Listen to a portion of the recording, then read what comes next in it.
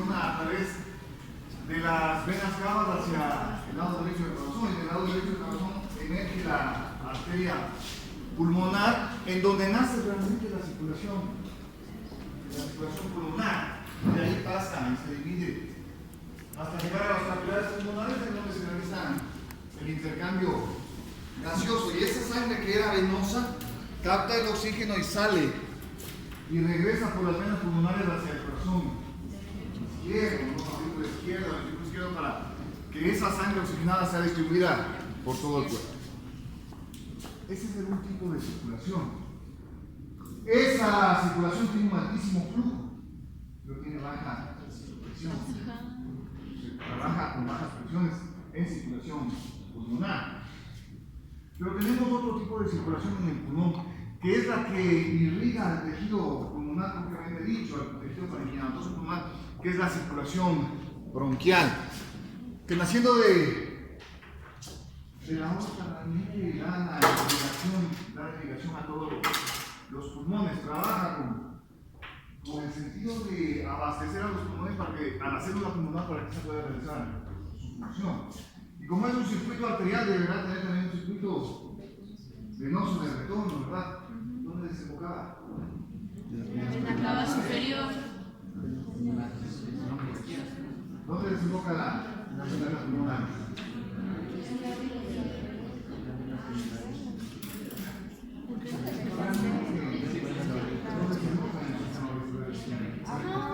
La derecha. ¿Y las venas pulmonares. Las venas pulmonares. Las venas bronquiales no desembocan en las cavas de ninguna manera. No, las pulmonares. Las venas bronquiales, perdón. Las venas bronquiales de ninguna manera desembocan en las cavas, jamás, no, nunca, ese concepto de lengua. Las venas bronquiales desembocan en las venas pulmonares. En las venas pulmonares, las bronquiales desembocan en las venas pulmonares. ¿Esto hace qué? No sé, pues ¿qué pasa si se desemboca el sistema venoso bronquial en las venas pulmonares? ¿Qué está pasando ahí? Crea un cortocircuito. Algo está pasando, ¿no es cierto? Porque las venas pulmonares llevan sangre ¿qué?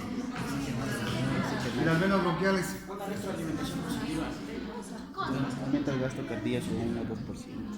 Ok, entonces lo que está pasando es que se está mezclando sangre.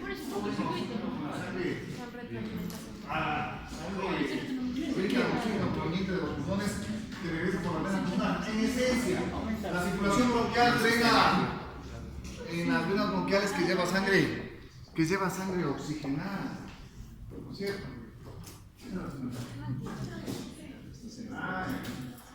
Cuidado, vaya a estar haciendo otras cosas. Si me descontrolo ya la última clase, no me manera que me descontrole. Sensato está dormido. Ok. Entonces no se olvide que las venas bronquiales desembocan en las venas pulmonares. Esto hace naturalmente que sangre venosa retorne y se mezcle con sangre arterial que viene de la circulación general. En otras palabras, lo que les trato de decir es que toda la sangre que sale del ventrículo izquierdo, no toda ella se oxigena. Siempre hay 1 o 2% de la circulación bronquial que nunca se oxigena, que proviene de la circulación bronquial. Entonces, cuando ustedes hablen de eso, fisiológicamente recuerden que toda la sangre que sale del ventrículo izquierdo no es oxigenada, sino que hay un pequeñísimo porcentaje de sangre que no se oxigenó proveniente de la circulación bronquial. Esto hace también que el gasto entre el ventrículo derecho y el ventrículo izquierdo siempre sea mayor que el ventrículo izquierdo. 1 a 2% hay más de sangre que sale del ventrículo izquierdo que lo que lo hace del ventrículo derecho, por esta circulación bronquial de retorno que desemboca en las venas pulmonares. Ok, esto es importante en relación a la circulación que ya vemos.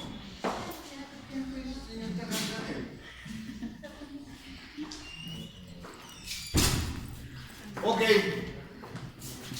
entonces eso en relación a la circulación pulmonar, a la circulación pulmonar propiamente dicha y a la circulación bronquial.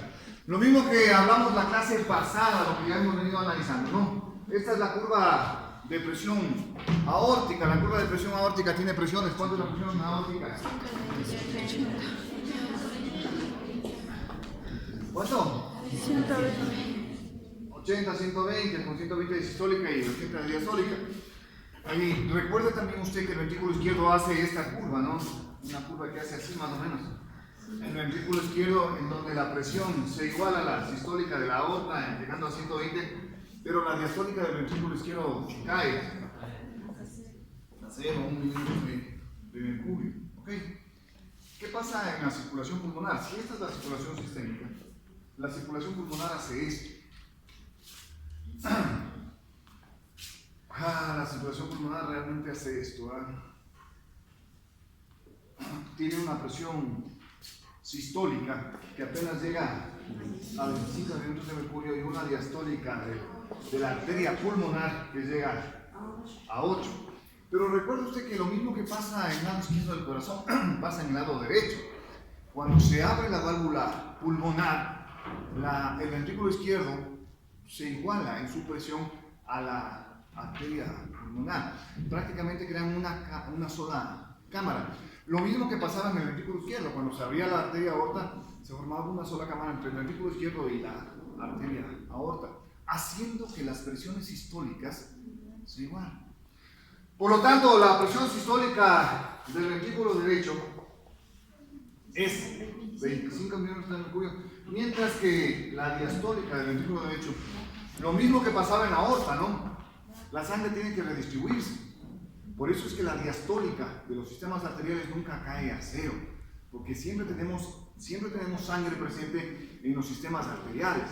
Por lo tanto, la diastólica de la aorta fue de 80 y la diastólica de la pulmonar es de 8. En cambio, el vaciamiento ventricular es casi total. Y sobre todo perdemos tensión. Cuando usted está en diástole, el corazón se ha relajado, por lo tanto ha disminuido la presión y disminuye muchísimo la presión.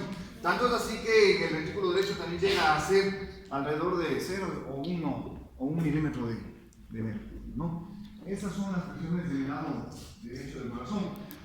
Con una arteria pulmonar que llega a 25 y una sistólica, ¿no? De 25 y una diastólica de 8. Y en el ventrículo derecho una presión de 25 también la sistólica, mientras que la diastólica llega a valores de 1 o 2 milímetros de mercurio. Ok, estas son las curvas de presión del lado derecho del corazón.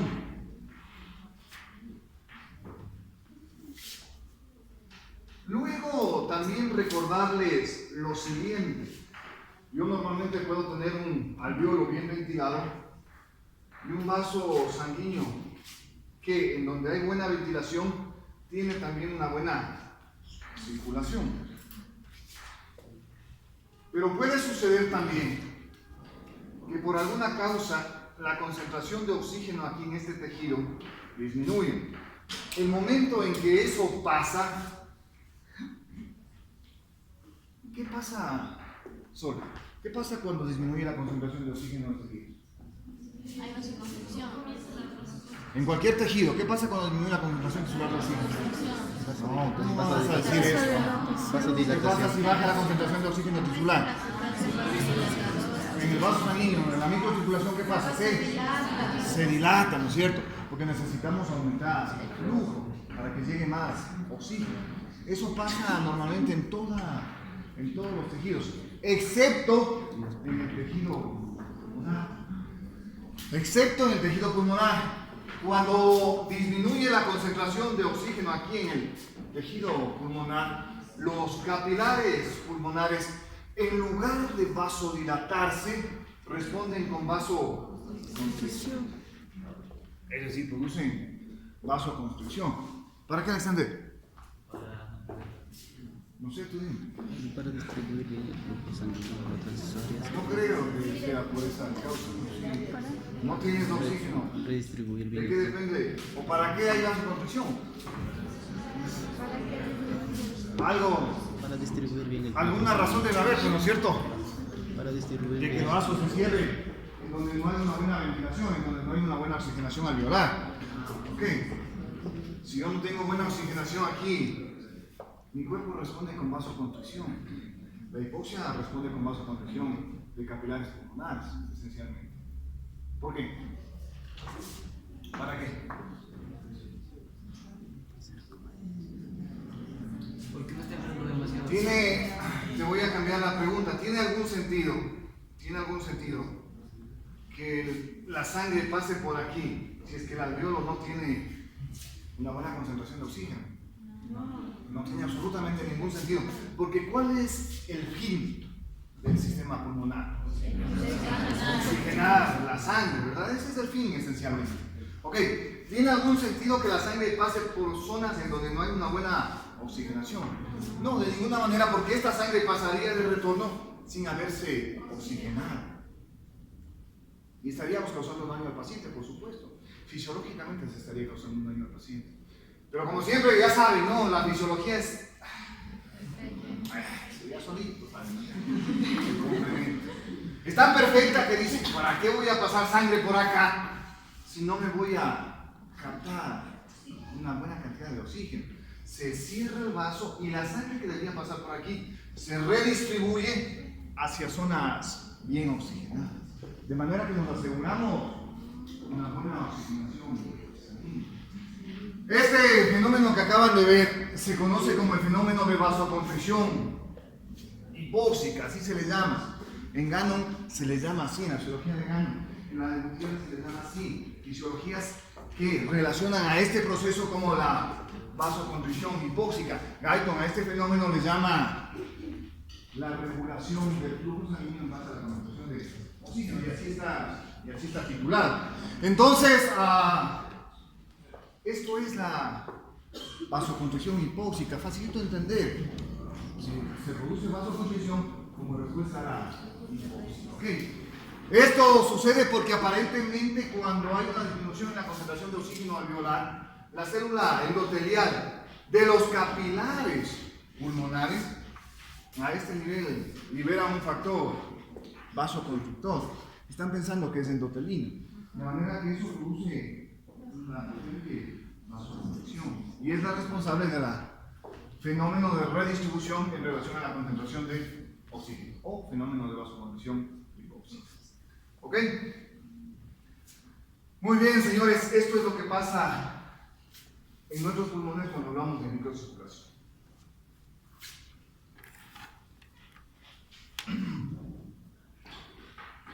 Y volvemos a lo que nos quedamos en la última clase con el paralelo a 6 también.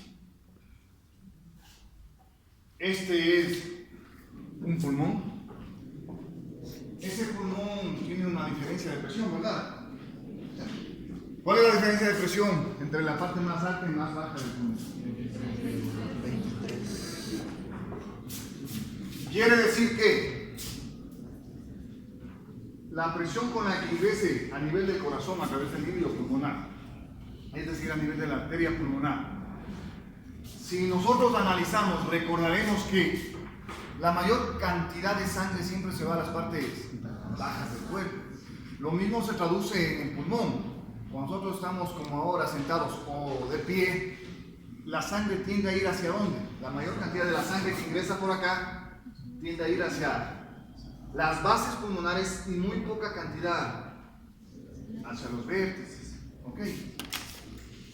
Esto ha hecho que haya una diferencia de presión entre la parte más alta y la parte más baja del pulmón. La diferencia entre la parte más alta y más baja del pulmón es de 23 milímetros de mercurio. Quiere decir esto que aquí yo tendré 23 milímetros de mercurio más de presión que lo que existe en el vértice, o lo que es lo mismo. Aquí yo tendré 23 milímetros de mercurio de presión menos que lo que tengo en la base. ¿Okay? Ahora bien, como hay esos investigadores acuciosos dijeron, pero de los 23 milímetros de mercurio, ¿cuánto corresponde de la base del corazón hacia arriba y cuántos hacia abajo? Y entonces se dieron cuenta que de la presión que entraba por aquí hacia arriba, hacia los vértices pulmonares, son 15 milímetros de mercurio menos, y hacia abajo son 8 milímetros de mercurio más. Lo que les trato de decir es que de la presión con la que ingresa a nivel del corazón, es decir, de la arteria pulmonar. Hacia arriba tendremos 15 milímetros de mercurio menos, porque la mayoría de la sangre se va a ir hacia abajo. Y de lo que entre por aquí hacia abajo, tendremos 8 milímetros de mercurio más. 15 más 8, 23, que es la diferencia entre la parte más alta y más baja del corazón.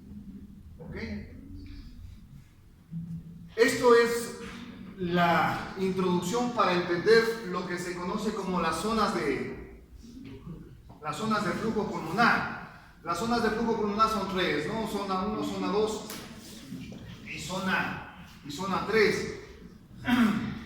Siempre en relación al capilar y al alveolo. Y entonces la zona 1 hace esto, la zona 2 hace esto y la zona 3 hace eso. La zona 1 de flujo pulmonar se le conoce como ausencia de flujo. En esta zona 1, la característica es que la presión en el alveolo es mayor que la presión en el vaso sanguíneo en todo momento del ciclo cardíaco. Si la presión en el alveolo es mayor que la del vaso, simplemente colapsa el vaso y evita que exista flujo. Por lo tanto, la zona 1 se le conoce como ausencia de flujo. ¿Okay? La zona 2 se le conoce como zona de flujo intermitente. Esta se caracteriza porque durante la sístole, la presión en el vaso durante la sístole es mayor que la presión en el alveolo y por lo tanto existe flujo sanguíneo. Pero durante la diástole, la presión en el alveolo es mayor que la presión del vaso. Por lo tanto, se colapsa el vaso y hay ausencia de flujo. Flujo en sístole, ausencia de flujo en diástole, flujo intermitente o flujo de zona 2.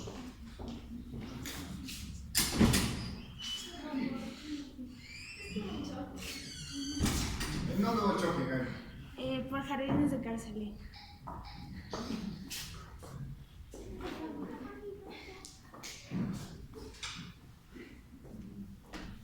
¿Qué estábamos haciendo ahorita?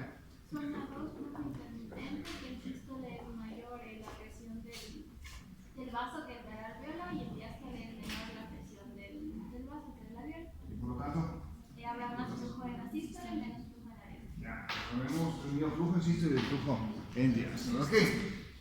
Y si nosotros seguimos la secuencia, ¿no es cierto? Es como cuando nos suben los jueguitos de esos. Nos sigan la secuencia, nos está pensando, ¿qué seguirá? ¿Qué seguirá? En la zona 2.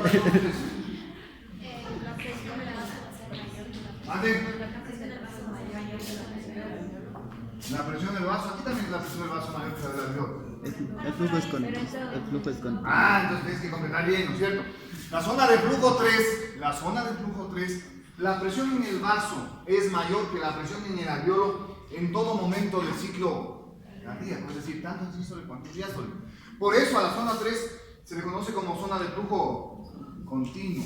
En todo momento hay flujo durante el ciclo cardíaco en esos pulmones. Zona de flujo 3. Ok.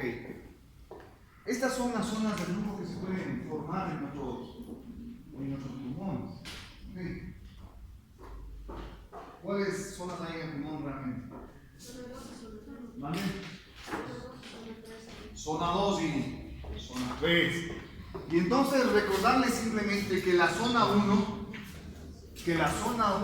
es un flujo patológico que se forma en nuestros pulmones. Es decir, en condiciones fisiológicas nosotros no tenemos zona 1. En condiciones fisiológicas siempre tendremos zona 2 en los vértices y zona 3 en las bases pulmonares. De manera que yo tengo zona 2 en los vértices y zona 3 en las bases pulmonares. Zona 1 no existe en condiciones normales. Pero la zona 1 sí se presenta en situaciones patológicas, ¿verdad? Igual.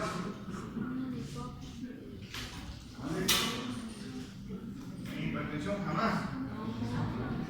Más bien ahí estarías aumentando flujo por el aumento de la presión. Ahora bien, ¿por qué tenemos una dosis y una tres? En nuestros pulmones en condiciones normales. No tiene que ver con eso. Tiene que ver con eso.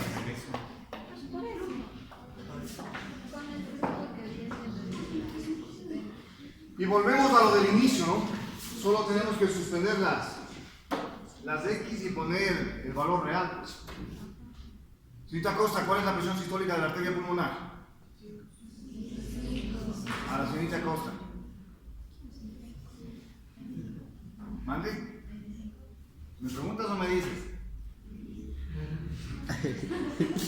Hace 3 minutos te estoy diciendo. Ok, 25 minutos de la sistólica de la arteria pulmonar. Esa es la presión con la que ingresa hacia el pulmón. Si nos vamos a analizar solo vértices pulmonares. Si nos vamos hacia los vértices, esta presión con la que ingresa el vaso sanguíneo se hace de ¿cuánto? 25 menos 15, porque hacia arriba es menos 15, es de 10. Ok. ¿Cuánto es la presión alveolar? ¿Cuánto es la presión alveolar? No, ya tenemos la presión que vamos a tener en el vaso, ya tenemos desde 10. ¿Cuánto es la presión alveolar? Te pregunto, porque cuando tú hablas de esto, está relacionado con la presión en el vaso y la presión en el alveolo. Entonces, ¿cuál es la presión alveolar, pues?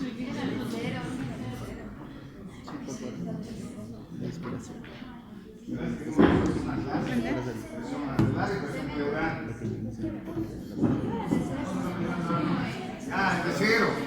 No es cierto, es de 0. Ok, 10 es mayor que 0. Sí. Por supuesto, 10 es mayor que 0. Por lo tanto, durante la sístole, porque esto es presión sistólica de la pulmonar, la presión del vaso es mayor que la presión del alveolo. Por lo tanto, hay flujo sanguíneo. Okay. Pero veamos qué pasa en el vértice pulmonar cuando estamos en diástole. En diástole la presión ya no es de 25, es solo de 8. Ingresamos con 8 y nos vamos hacia arriba y de repente nos quedamos sin presión. Porque 8 menos 15 es de ¿cuánto? Menos 7. Estamos hablando de la diastólica, ¿no? ¿De qué pasa cuando estamos en diástole? Menos 7 es mayor que 0. No, ¿verdad? 0 es mayor que menos 7. Por lo tanto, la presión en el alveolo es mayor que la presión en el vaso. Por lo tanto, el alveolo colapsa el vaso y deja con ausencia de flujo. Flujo en sístole, ausencia de flujo en diástole, característica de la zona 2 de flujo pulmonar. ¿Okay? Por eso es que tenemos zona 2 en los vértices pulmonares. Porque en los vértices pulmonares la presión sistólica es mayor que la presión diastólica en el vaso, en relación a la presión alveolar. En cambio, en la diástole, la presión en el vaso es menor que la presión en el alveolo, por lo tanto hay ausencia de flujo.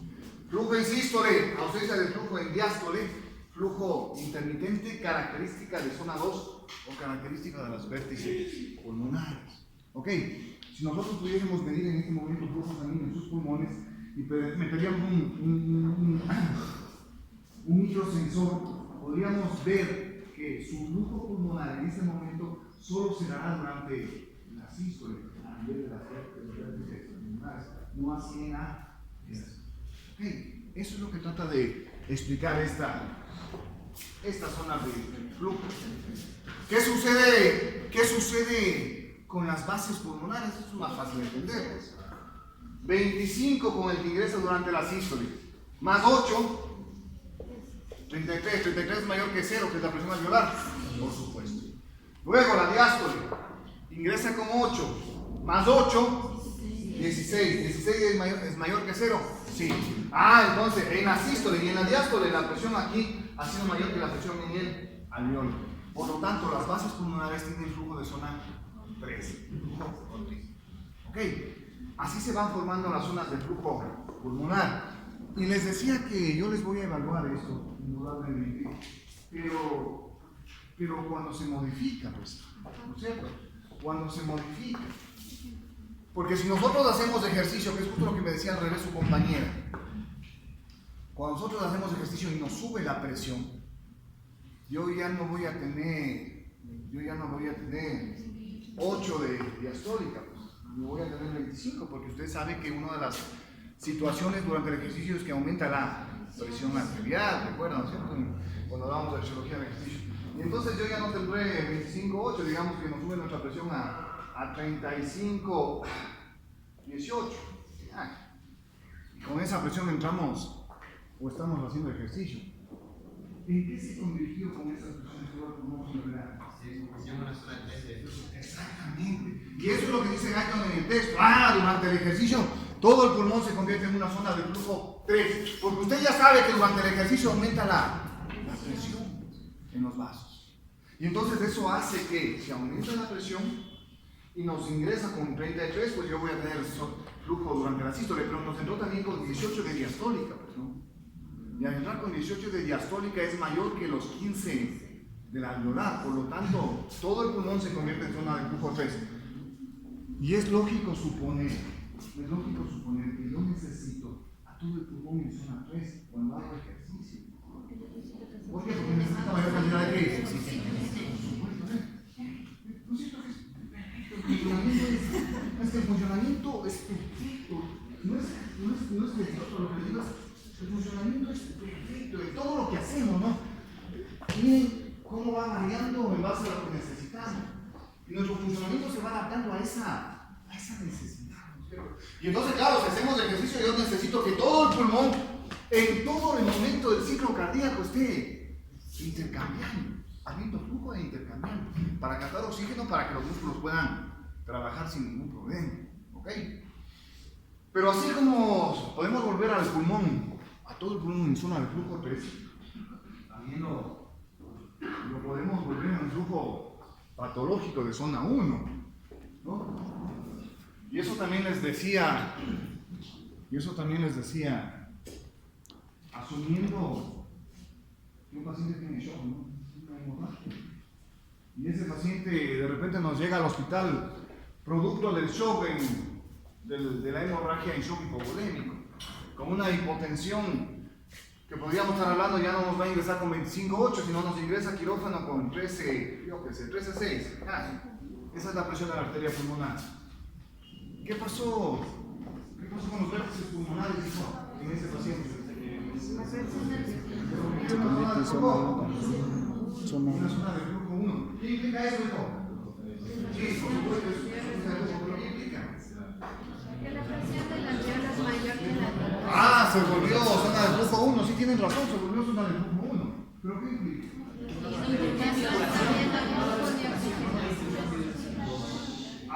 Hay circulación. O sea, lo que implica, ¿sabes lo que implica?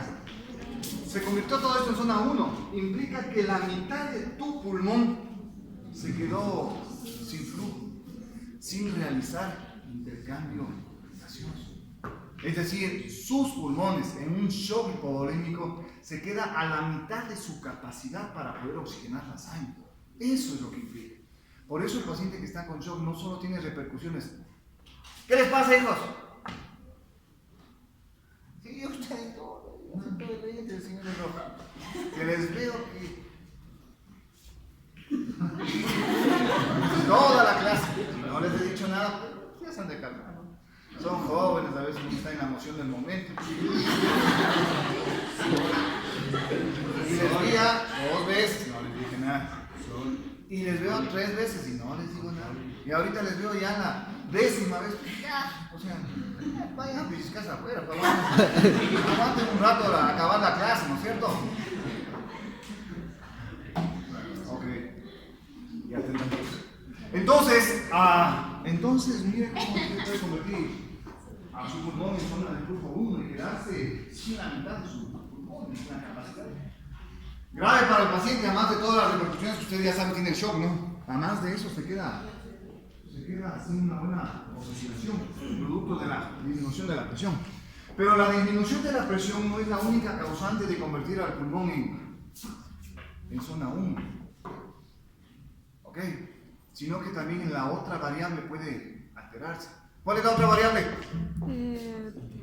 Intercambio. ¿Cuál es la otra variable al hablar de zonas de flujo?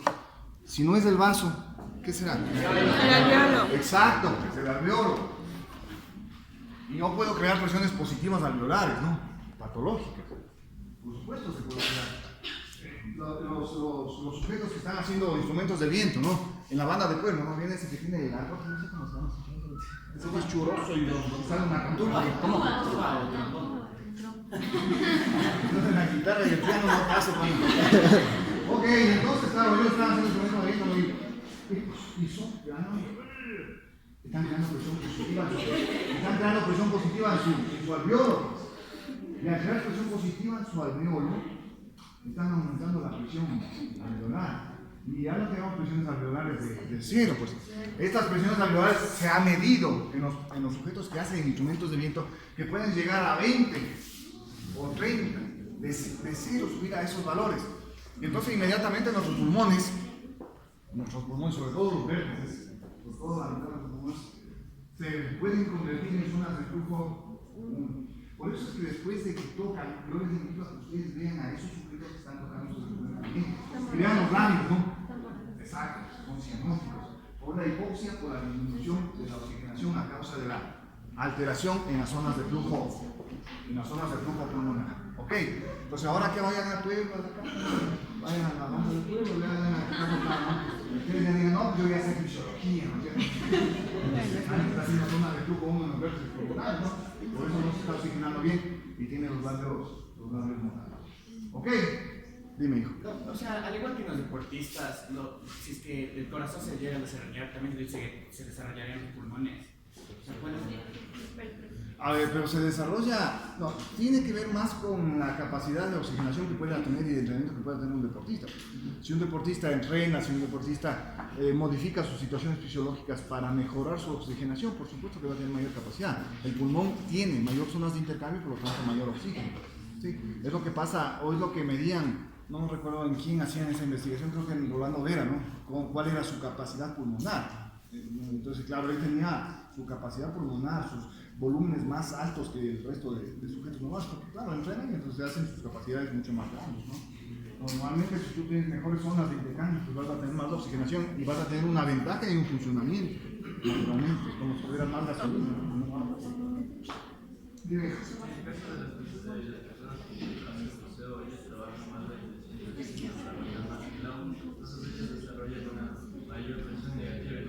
Sí, exactamente. Por eso es que es peligrosísimo cuando estás haciendo museo subir inmediatamente, porque tú estás con presiones negativas abajo. Y si tú subes inmediatamente vas a tener embolias, ¿no? Porque atraes de acá. Sí, eso es lo grave. Puedes tener embolias, por eso hay que hacer descompresión.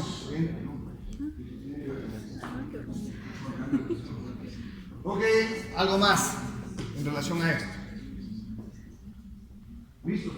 Estamos claros con las zonas de flujo. ¿Cuál es la?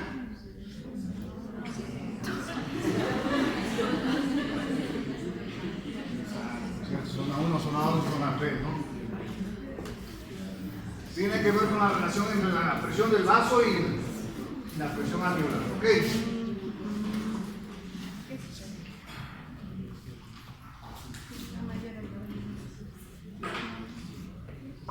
Y volvemos a algo que usted ya conoce. En la parte final de este capítulo se habla de la dinámica capilar pulmonar. Es decir, nosotros aquí tenemos un vaso sanguíneo, un capilar. Tenemos el intersticio que está acá. Y aquí, en la dinámica capilar pulmonar, entra en juego otro componente, que es el alveolo. ¿Ok?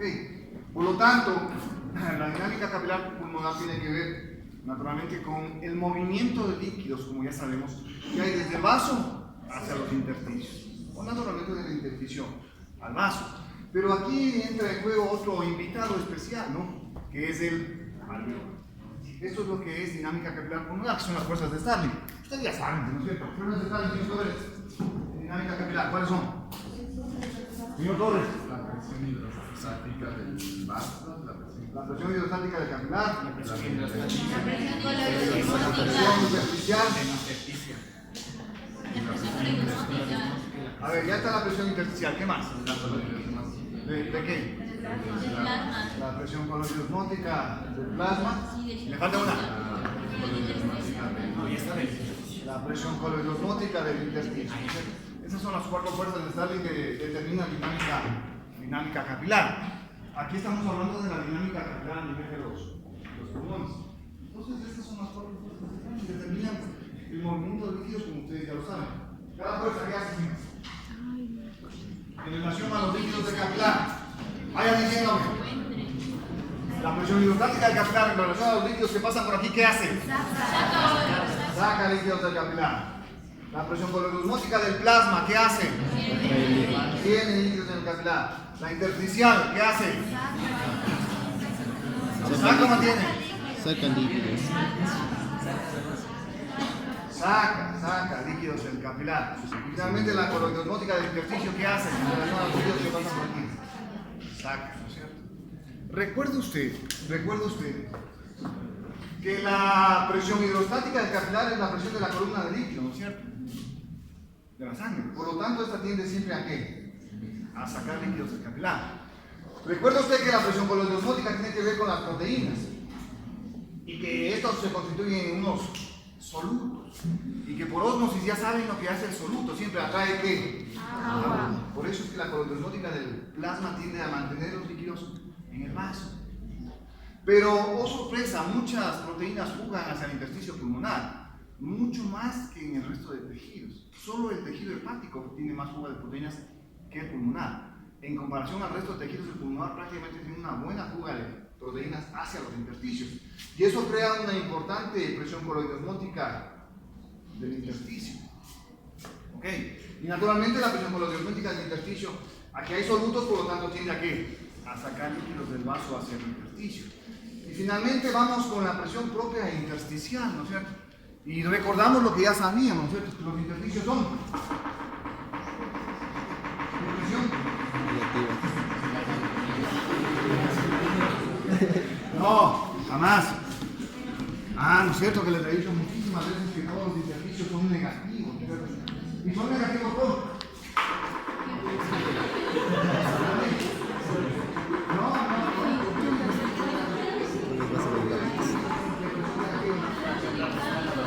¿Con la acción de qué? Macho, ¿no es cierto?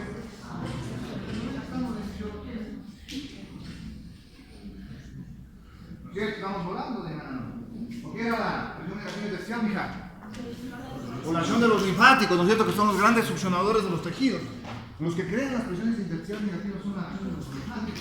Y esa negatividad hace que las células estén pegaditas, ¿no? Adosadas una de otra, porque permite esa presión negativa que se quede en las células de los tejidos en compactos. Bueno, entonces yo tengo una presión intersticial que es negativa y eso no lo deben olvidar. Muy bien.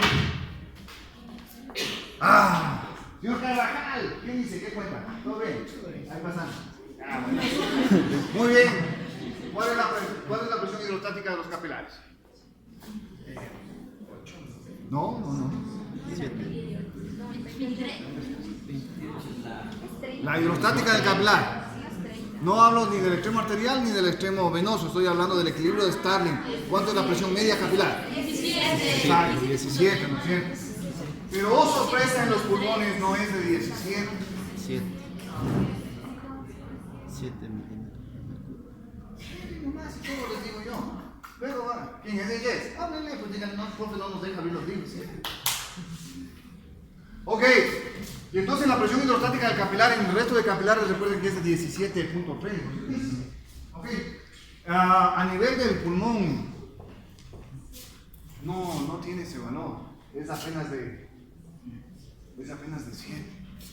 Esa es la presión hidrostática del capilar a nivel de los pulmones. Luego la presión coloidosmótica del plasma, ¿quién se acuerda? ¿Cuánto era la presión coloidosmótica del plasma? 28. ¿Cuánto? No sé, tú dime. 28, ¿no es cierto? Esta es de 28.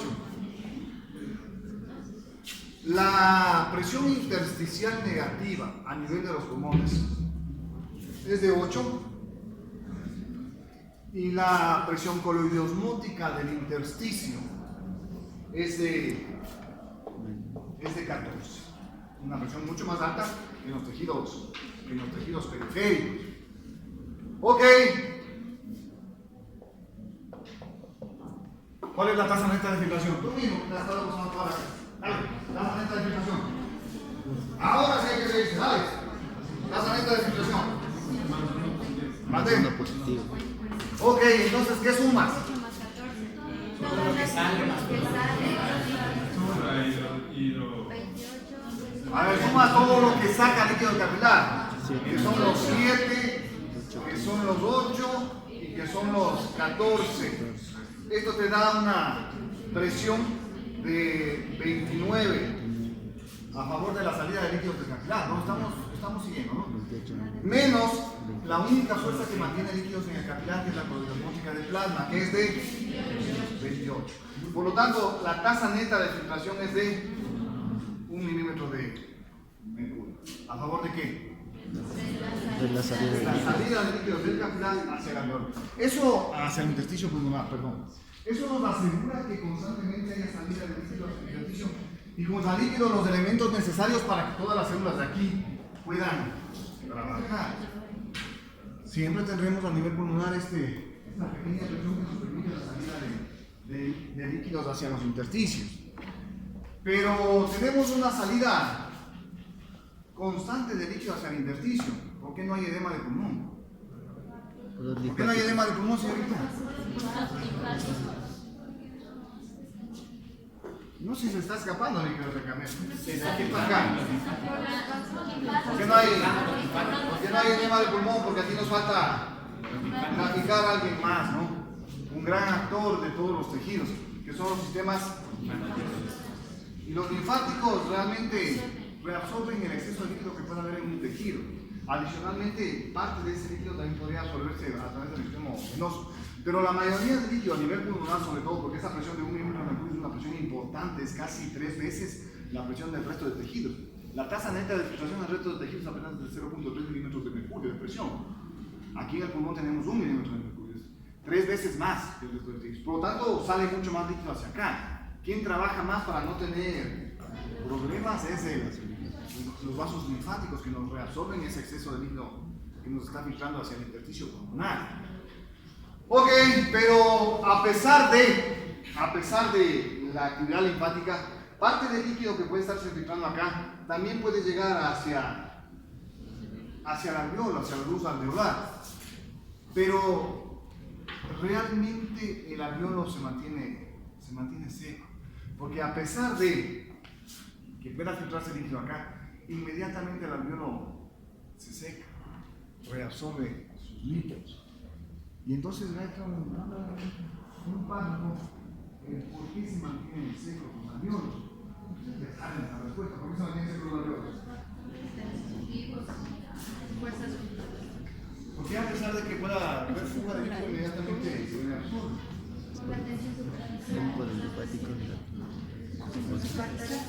¿Por qué? ¿Por qué los alveolos se mantienen secos? ¿Por qué?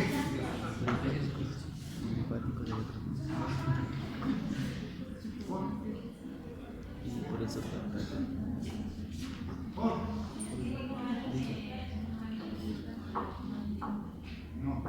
no tiene nada que ver.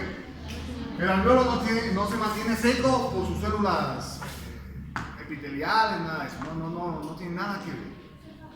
El alveolo se mantiene seco por la negatividad del intersticio. Sí. Recuerda que es una presión negativa, ¿no? Una presión que absorbe. De manera que inmediatamente, después de que se absorbe o se filtra el líquido al alveolo, inmediatamente se reabsorbe al intersticio por esta negatividad que atrae el líquido hacia el intersticio. ¿Okay? Hacia el intersticio. Entonces el mantenimiento seco de los alveolos tiene que ver con la negatividad del espacio intersticial. Mientras esté negativo el espacio intersticial, los alveolos se mantendrán secos. Ok. Pero ahora de repente nos tomamos al fin de semana una cervecita de Hay que festejar, no van a festejar. Claro que hay que festejar, ¿sí? Sea para lo bueno o para lo malo. Hay que festejar, pues. ¿Qué más? O sea, no nos podemos morir porque se perdió el semestre, ¿no? Hay otros problemas muchísimo más. Un semestre pasa volando. Sí, doctor. Hacerse lío, ¿no? Hacerse lío. Hacerse lío por cosas muy. Ok. Entonces, ¿quiénes estamos? ¿Por qué llegué a hablar de todo el semestre? Ah, ya.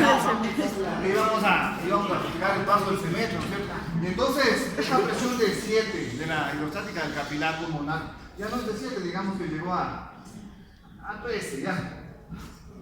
¿Qué pasó con la tasa neta de filtración? Aumentó, ¿no es cierto? Aumentó. Ahora, ¿cuánto es la tasa neta de filtración con esa presión? Ya no es de 7, es de 13 ahora. ¿La tasa neta de filtración se hace de cuánto? A favor de la salida de líquidos. ¿Cuánto? 7. Ahora tenemos una tasa neta de filtración de 7 milímetros de mercurio de presión. Es decir, que ahora tengo una presión mucho más alta a favor de la salida de líquidos. Por lo tanto, va a salir mucho más líquidos acá. Y si salen líquidos acá, Gaby, ¿tengo edema? No.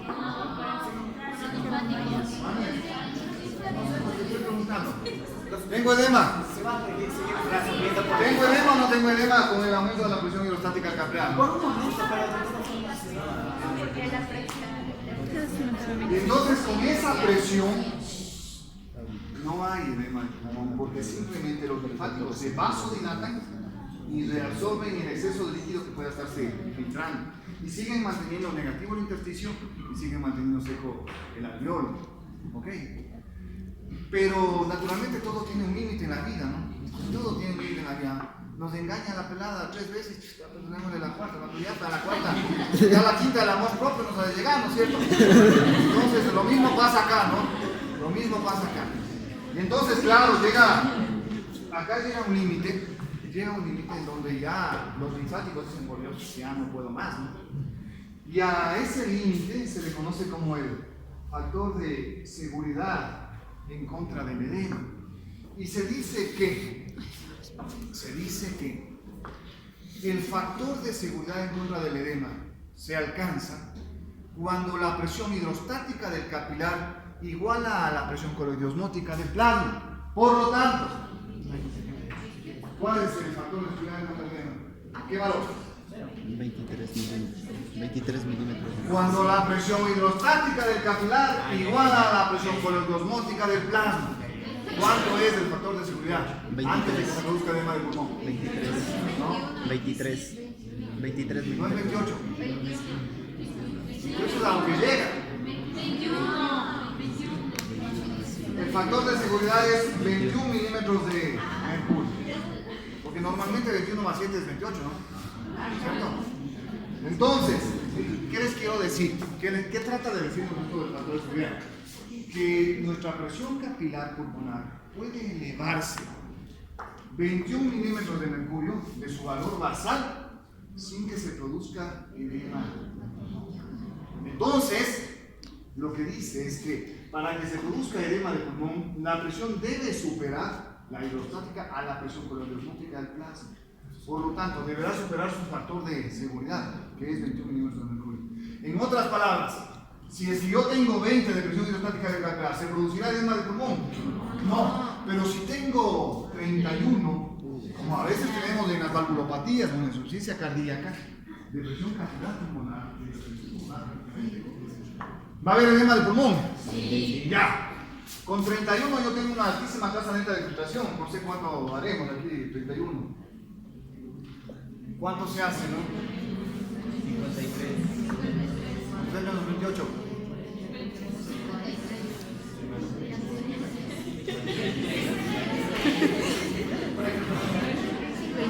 22 más 30. ¿Algún matemático para verlo?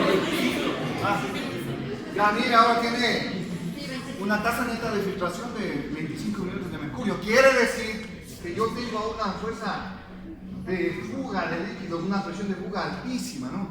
Y como yo tengo tanto líquido aquí por esta tasa neta de filtración tan alta, ya los linfáticos llegaron a su capacidad de reabsorción máxima. Ya no pueden reabsorber más. Y como el linfático se bloquea porque ya no puede reabsorber más, el líquido ¿dónde se está acumulando? En el intersticio. Y estamos, cuando se acumula líquido en el intersticio, estoy perdiendo una capacidad básica del intersticio. ¿Cuál? Estoy perdiendo la negatividad. Ahora estoy creando presión. ¿Qué va a pasar con el líquido que salió al alveolo? Ya no se Ya no se reabsorbe, entonces ahora ya tengo líquido en el alveolo. Entonces primero siempre hay edema intersticial y luego hay edema alveolar. A su conjunto se le conoce como edema agudo de pulmón. Ese es el edema agudo de pulmón. Por lo tanto, para que exista edema agudo de pulmón, yo debo superar el factor de sensibilidad. En otras palabras, hacer que los linfáticos no sean capaces de reabsorber el exceso de líquido que llega hacia el intersticio. Por lo tanto, el líquido se acumula en el intersticio. El momento que el líquido se acumula en el intersticio, estamos perdiendo negatividad. Y si perdemos negatividad, el líquido va a entrar al alveolo y me va a dar edema de intersticio y edema alveolar. En su conjunto es edema agudo de pulmón. ¿Ok? Señores, este es el edema agudo de pulmón y ese es el factor de seguridad en contra de él.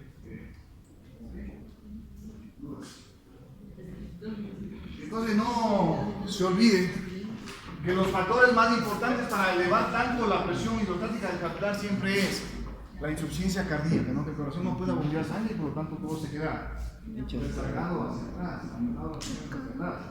Y la otra razón son las valvulopatías, ¿no? Una estenosis aórtica, donde no deja salir la sangre del vehículo de la otra, hace que se acumule sangre en el vehículo izquierdo, aurícula izquierda y sistemas pulmonares. Aumenta la presión, por lo tanto, el paciente puede fallecer de edema de pulmón. Cuando es agudo es dramático y es fulminante, ¿no? Porque todo esto se llena de líquido y esto que debía ser zona de intercambio se convierte en una zona de aislamiento, un espacio muerto fisiológico, en donde no hay intercambio gaseoso y por lo tanto no hay captación de oxígeno. Grave para el paciente, por supuesto, fatal para el paciente. Sin oxígeno nada del trabajo celular podría hacerse, ¿no? Yo ya les he dicho, ¿no? Nosotros cuando dormimos en anestesia, por ejemplo, les dejamos en paro respiratorio, por las drogas que tomamos nos quedan paro respiratorio del paciente. Si yo le dejo a ese paciente 5 minutos, va a morirse así. Para eso nosotros colocamos un ventilador y con el ventilador le estamos dando presión positiva y estamos haciendo que esos pulmones se oxigenen, pero si dejásemos así a un paciente prácticamente fallecería a los 5 minutos. La importancia de la oxigenación. La importancia de la oxigenación. ¿Ok? Entonces no se olvide eso en relación a lo que hemos conversado el día de hoy. ¿Cómo eliminas el exceso de líquidos? Si tengo edema de pulmón, ¿cuál será el tratamiento? ¿Ustedes creen que es posible meter una cánula hasta el pulmón y drenar el exceso superficial? Esto produce en la práctica. Es diferente al derrame pleural, ¿no? Usted entra al espacio pleural y puede drenar, pero al pulmón, al parénquima pulmonar, ustedes llegan al parénquima pulmonar y van a toda una hemorragia así. Es un órgano muy irrigado. Esa parte uno creería, puedo sacar líquido del pulmón, no existe. ¿Cómo tratamos de edema de pulmón?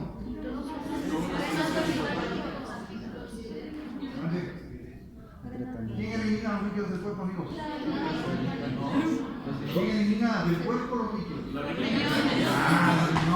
¿Qué tendría que dar para eliminar el exceso de líquidos del cuerpo? Exacto. Entonces doy diuréticos para que la presión hidrostática capilar baje. Por lo tanto, comience a reabsorberse ese líquido que está causando un edema del pulmón. El tratamiento son dos: restricción de líquidos para que no haya más líquidos. No me voy a pegar 2 cervezas que ya no hay más líquidos. En la práctica eso es imposible. Y eso se hace: restricción de líquidos, y la otra es usar diuréticos. A veces nos da edemas por desudación. A veces el tubo endotraqueal hace vacío y al sacar el tubo endotraqueal para la anestesia general, al hacer vacío crea una presión negativa. Y al alveolo sale líquido de los capilares, porque estoy creando presión negativa acá. Claro, al sacar el tubo succiona y claro, me da edema de pulmón. Y el paciente con líquido en los alveolos no oxigena bien, le escucho los pulmones lleno de agua, les digo edema por exudación. Pero para la gente que no sabe, es difícil tratar un edema por exudación. Pero ustedes, como estuvieron aquí, saben que deben restringir líquidos. El 2 días el paciente ya está sin agua en el cuerpo. ¿Ok? No se olvide en relación al tratamiento del edema de pulmón. ¿Ok? Listo, amigos, toda la medicina tiene que ver con fisiología. No de pimiento, no. Mi especialidad tiene que ver, el cardiólogo tiene que ver fisiología, el gastroenterólogo tiene que ver fisiología, el neumólogo tiene que ver fisiología, el que hace medicina del deporte, el que hace medicina del trabajo, ve fisiología. Entonces, la fisiología hay que saberla bien, hay que saberla entender, hay que saber los nombres de esta parte de la medicina, ¿no? ¿Ok? Ya son nuestras últimas clases, así que el mensaje siempre será ese. Ustedes van con buena base fisiológica. Fórmense mismo. Ok. Listo, amigos, nos vemos el día jueves.